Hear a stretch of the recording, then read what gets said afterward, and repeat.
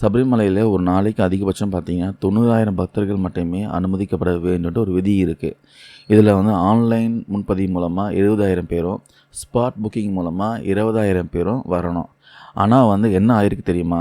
Spot booking மூலமாக அனுமதிக்கப்பட்ட 20,000 தாண்டி சுமார் 40,000 பேருக்கு மேலே அனுமதிக்கப்பட்டிருக்காங்க.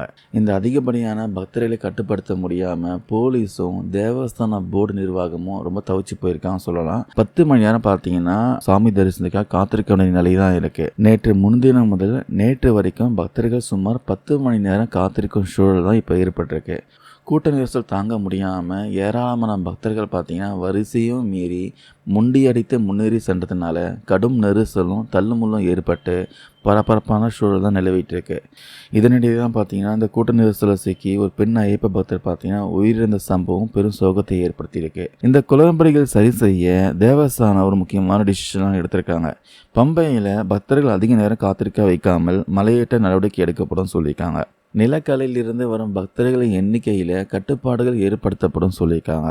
அதுக்கப்புறம் மரக்கூட்டம் முதல் சரங்கூத்தி வரை உள்ள 20 கியூ காம்ப்ளெக்ஸ்கள்லையும் பக்தர்கள் ஓய்வெடுக்க வசதி செய்யப்பட்டு தண்ணீர், பிஸ்கெட் வழங்கப்படும் சொல்லியிருக்காங்க. இதற்காக 200 ஊழியர்கள் பார்த்தீங்கன்னா கூடுதலாக நியமிக்கப்பட்டிருக்காங்க. அதுக்கப்புறம் ஸ்பாட் புக்கிங்கை கட்டுப்படுத்த நிலக்கல்ல உடனடியாக 7 கவுண்டர்கள் திறக்கப்படும் சொல்லியிருக்காங்க.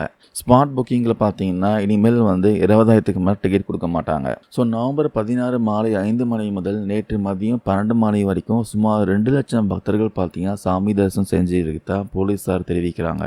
இந்த எண்ணிக்கை மேலும் மேலும் உயரப்போகுது. ஸோ ஐயப்ப பக்தர்கள்லாம் தங்கள் உயிரை பணயம் வைக்காமல் யாத்திரையை சிறப்பாக முடிக்க தேவஸ்தானம் போர்டு உரிய நடவடிக்கை எடுக்கணும்ட்டு அனைவரது கோரிக்கையாக இருக்குது. ஸோ ஐயப்ப பக்தர்கள் அனைவரும் பார்த்தீங்கன்னா உங்களுடைய பாதுகாப்பு தான் முக்கியம். அதுக்கு ஃபஸ்ட்டு ப்ரியாரிட்டி கொடுங்க.